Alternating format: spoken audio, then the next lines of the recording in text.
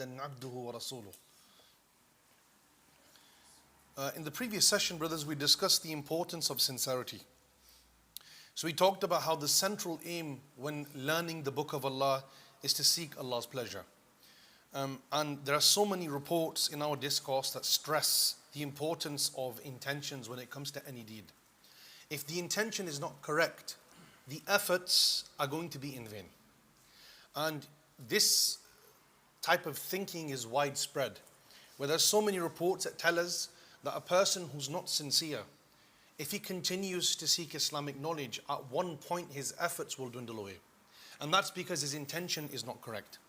In the previous session we mentioned that Imam Nawawi makes mention of certain reports. Among them is the report of Al-Fudayl ibn Iyad, where he said that leaving off an action out of fear of what people will think is showing off. And doing the action because people are watching you is a form of minor shirk. And to be free from both of these vices, the only path that a person can traverse is sincerity itself. The Quran mentions in many segments, particularly chapter 42 of the Quran, that whoever seeks dunya, only dunya, will have no share in the hereafter.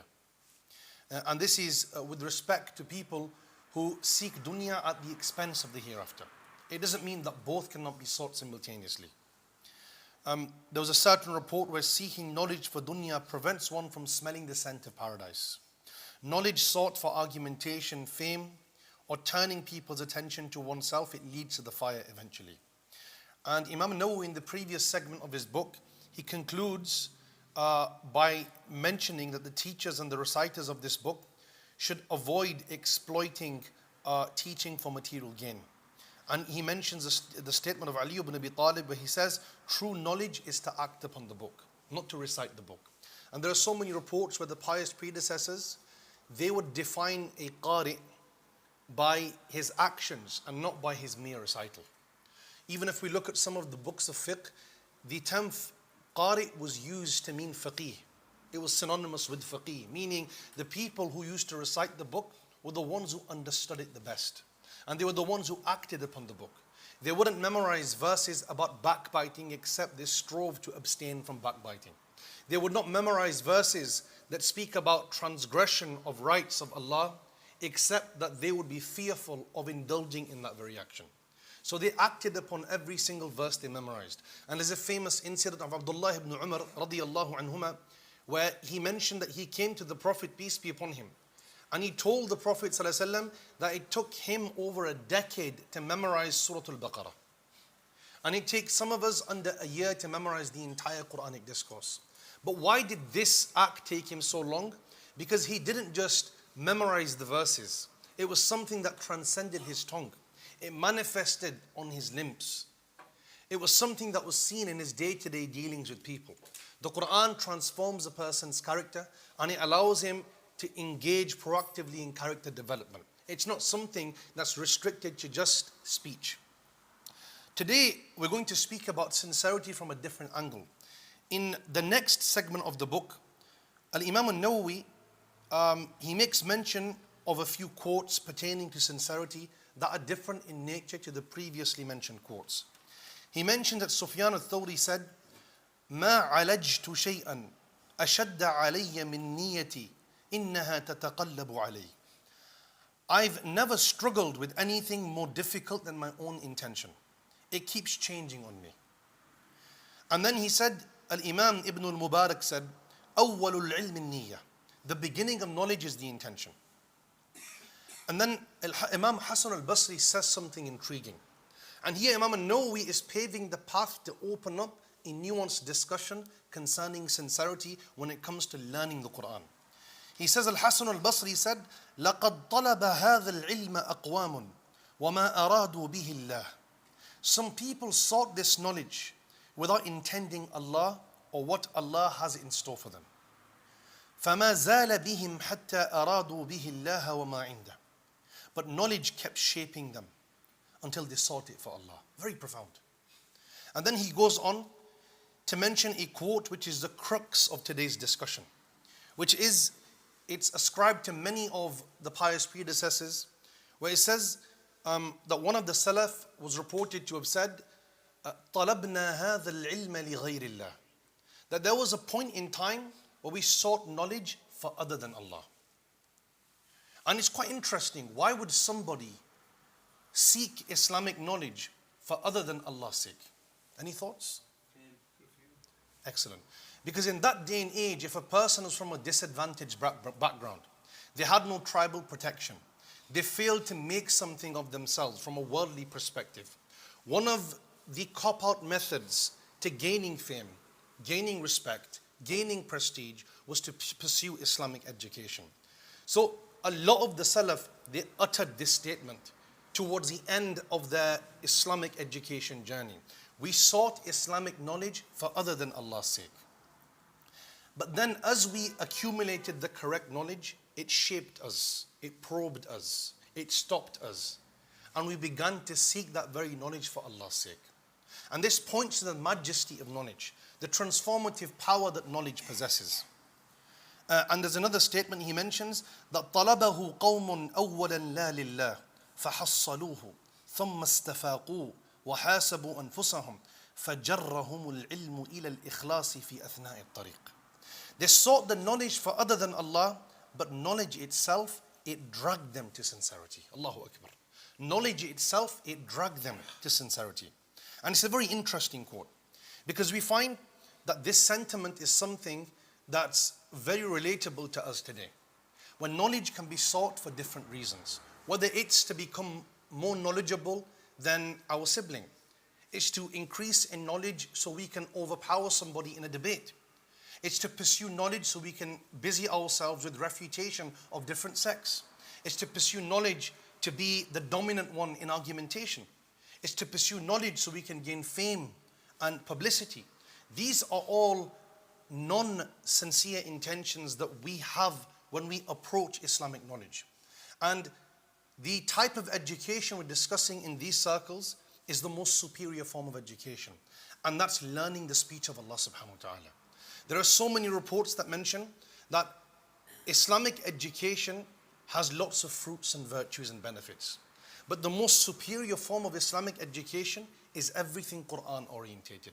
Because that's where the blessings and the virtues, they originate from, the Quranic discourse. All other sciences, they were extrapolated from this book. The ultimate source of knowledge is the Quran itself. And that's why the first step of the journey of our pious predecessors was to busy themselves with learning every aspect of the Quranic discourse. But when they started to do this, it was just something they used to gain maybe worldly benefits. And we're going to unpack this statement a little further. There's a famous commentary on this report by some of the earlier pious predecessors by Imam Ibn Taymiyyah. In his Jami' al-Rasail, he has a lengthy commentary where he speaks about the implications of this statement. Because many of us, we read these quotations and citations and we think that if a person isn't sincere, it means that he should be prevented from Islamic circles. If a person doesn't have the correct intention, there's no reward for him. And Imam Ibn Taymiyyah actually mentions that it's counterintuitive for a believing person to think in this way. And it points to his judgmental nature. But rather, if we understand this athar, this quote from the pious predecessors properly, it will shape us as people who have good thoughts of others. Understanding that the people who have wrong intent can become the best among the crowd because of the majesty and the transformative power of knowledge itself. So he mentions that, and I'm going to read the quote in English given that it's quite lengthy, and then we'll break it down afterwards. He says, the point here is that loving these good and noble things, such as learning, removing ignorance, attaining wisdom, is not blameworthy, but rather it's praiseworthy. And whoever does these things out of natural love, it's not blameworthy, nor is he punished. And it should not be said of him that he did them for other than Allah, such that he's a hypocrite, he's showing off. He's like one who associates partnership with Allah, and that is the condemned type of shirk. But if one does them purely out of natural human love, like love of knowledge, love of honor, love of benefiting others, but it's not intrinsically something Islamic, then he is not a mushrik, nor is he somebody who's exploiting Islamic knowledge. But yet, he's still not drawing closer to Allah, but Allah will direct him to him if he's seeking knowledge in the correct manner, even if he has a non-Islamic intention. And then he goes on and says, sometimes Allah rewards him in this world for those good actions by giving him enjoyment or opening doors for him. And sometimes these actions become a cause for Allah to guide him to do them sincerely for him. So he earns the greatest reward in the hereafter. And this is the meaning of the saying of some of the Salaf, we sought knowledge for other than Allah, but knowledge refused to be except for Allah's sake. Allahu Akbar. Now, how do we unpack this particular commentary? It's very comprehensive, very meticulous, and it needs unpacking. The first thing, he makes mention of two different types of reasons behind the pursuit of Islamic education. Number one, natural love versus corrupt intention. So natural motives are neutral. Although they might not be Islamic, it doesn't mean that they are going to lead to a negative outcome. If a person starts to attend Islamic lectures because he's somebody who has a desire, a strong desire and a strong reverence for academia, but not because he wants to gain closeness to Allah Azza wa Jal, it's still something praiseworthy because there's nothing negative in his intention. Number two is corrupt intention. Corrupt motives are what really warp the act of Islamic education. And corrupt motives are things like showing off, the intention to engage in argumentation, the motive to be superior to others, trying to get one over somebody. These are corrupt intents that will lead to the ruin of Islamic education. So Imam Ibn Taymiyyah here, he draws a distinction from this particular quote, saying that as long as a person is doing the learning of Quran or any other Islamic knowledge out of natural love, it's something that along the way will transform him into somebody who gains closeness to Allah subhanahu wa ta'ala. The only time this person should be reprimanded or spoken of in a negative manner is when corrupt intention is coupled with that he's doing it for showing off, etc. Number two is not all non-sincere motives are sinful. If someone seeks knowledge out of love of learning, but it's not to gain one over somebody else, it's not blameworthy. And this is distinctively different from riya, and it's distinctively different from shirk. So we have to make a distinction between the two. Number three, there are two possible outcomes of seeking knowledge without perfect sincerity. So here now, he's still speaking about learning Quran.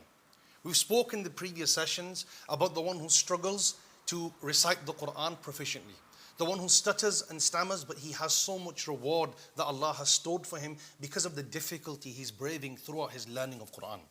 And then before we get into the crux of the actual book, he's speaking about the underpinnings of sincerity. It's a very nuanced discussion. And he's mentioning here that someone who's seeking Quran, but it's for a non-sincere benefit, there are two possible outcomes.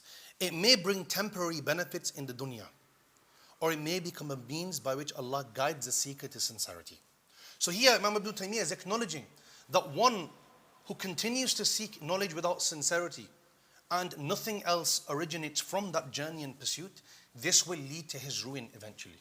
Because all he will gain is worldly success, without having no reward preserved for him in the hereafter. But he's mentioning that there were many people among the Salaf who this was their initial intention. But then they became the best of creation at the time. They institutionalized different Islamic thoughts. They pioneered different Islamic movements. Lots of people were guided to Islam at their hands. And what was the beginning of their journey? We want to learn Islam for non-sincere motives. So the beginning of the journey doesn't shape the outcome. Rather, it's a thing that's being pursued which shapes the outcome. And that's ilm, the knowledge itself. So here Imam Nawawi, it's almost as if he's saying, even if you don't have a desire to learn the Quran because you don't see the importance of it, just busying yourself with people who are people of Quran, this is going to drive you at one point to cultivating that deep sense of love and respect for Allah's honorable book. And how does this connect to the initial quote? Is they all began with natural motives. Not riya, not shirk, but just to maybe gain leadership, gain respect from those people who malign them. They've got no tribal protection. Through attending Islamic lectures, maybe those people within those lectures will seek to protect them because they're doing what they're doing. So these were natural motives that they had, but there's nothing that was sinister about their intent. And for that reason, the transformative power of knowledge was made accessible to them. And they were transformed and shaped and molded along the way. And they became the best of their time. Radiallahu anhum. And then he makes mention of certain reports that point towards sincerity. He mentions that من تعلم العلم مما يبتغى به وجه الله عز وجل لا يتعلمه إلا ليصيب به عرضا من الدنيا لم يجد عرف الجنة يوم القيامة. So then he goes on to mention, because he doesn't want it to come across as if you can learn you can learn knowledge with any intention in mind. He mentions that remind yourselves, whoever learns knowledge that should be sought for Allah only, but he does it for a worldly cause, and that's the only intent he has throughout that journey, he will not smell the fragrance of paradise on the Day of Judgment. So this isn't something that's purposeful, something that's pre-planned. Rather, it's a natural process that a person undergoes. If we are going to approach a class with the intention in mind that I am never going to learn this to gain closeness to Allah, except maybe just before I die, that's a disingenuous intention. But here he's mentioning that there will be people who will be drawn to Islamic circles, and through the Qur'an's power, through the Qur'an's relatability, through its blessings, they'll be guided towards sincerity. What are the lessons that we can learn from today's session? Number one is starting with mixed intentions does not close the door to learning. Many of the Salaf, they began learning knowledge for reasons that were non-sincere. But the journey of knowledge itself, it led them to praiseworthy outcomes. So we're never going to start something in the most perfect way. But what we're judged by is the outcome of the actions that we busy ourselves with. And as a famous hadith where the Prophet ﷺ says, إِنَّمَا الْأَعْمَالُ بِالْخَوَاتِيمِ, that deeds are judged by their endings. How many of the companions, they only managed to maybe experience 1 to 15 days as Muslims, but they lived their entire lives as arch enemies of Islam. But yet they were admitted into the highest ranks of paradise. It's not about the beginning of the journey, it's how it's concluded, it's how it's ended. So here, someone that starts with mixed intentions, he might not be doing something with the right intention. As long as it's for a natural motive that's void of anything sinister or ill, by Allah's permission, that person will be guided to sincerity. Because that's the natural form of Islamic knowledge. It's something pure in and of itself. It always transforms. It always redirects. It always reinforces. It always consolidates. And that's what's being pointed to here. There are so many converts who come to Islam and they read the Quran without the intention of accepting what's in the book. There are people that I've met personally who've read the Quran with the fundamental purpose of critiquing its content. But in the process, they're guided to acting upon that very content. And this points to this reality once again, that you can read this book with an intention that's fundamentally it's non-sincere. But after you're done reading the book, it transforms you into something you never anticipated. And that's indicative of the Qur'an's transformative, miraculous nature. Number two, not every non-divine motive is sinful. This is important for us to understand. Doing something for a dunyawi cause that's not directly associated with something sinful or sinister, it's not blameworthy. And this is something we really have to understand. Now, if a person is joining an Islamic institution, but he doesn't understand the virtues of Islamic knowledge, he doesn't understand why he's learning that knowledge and doesn't have a vision in mind of what he's going to do with that knowledge afterwards, does not mean he's an insincere person. Does not mean he's a bad person. Rather, he's a person who hasn't investigated his intentions and his ambitions properly. But as long as his intentions are void of anything sinister, Allah will guide him to the truth. Allah will guide him to sincerity. It's important that we understand this. And I think the more we busy ourselves with Islamic circles, the more knowledge we gain. There's always a danger of looking down on other people. There's always a danger of being the most intelligent or most knowledgeable person in the room. And the spiritual yardstick that's used to measure knowledge, it's very, very surface level in the day and age we're living in. If you pray 5 times a day and you can quote 1 or 2 hadith in Arabic, you're referred to as the local Maulana. It's not difficult to gain that prestige. It's not difficult to gain that respect. And a lot of the times this respect and this title can be exploited, because you start to think you're better than those around you, even though you've just touched the surface of Islamic knowledge. See, here we're taught that not every non-divine motive is sinful. So when looking at other people who are struggling and striving, they might be going through a rough patch in life and they've tagged along to a lecture, just because they're not Islamically orientated, it doesn't give us the right to judge them or to think that they're insincere or their intention is incorrect, because we don't know the outcome of that journey. I've met people myself who do not look Islamic externally speaking, but 3 or 4 years from that very journey, they'll be the most dedicated people in that room. So we're not here to judge people based off of the knowledge that we acquire. Last but not least is, knowledge is a purifier.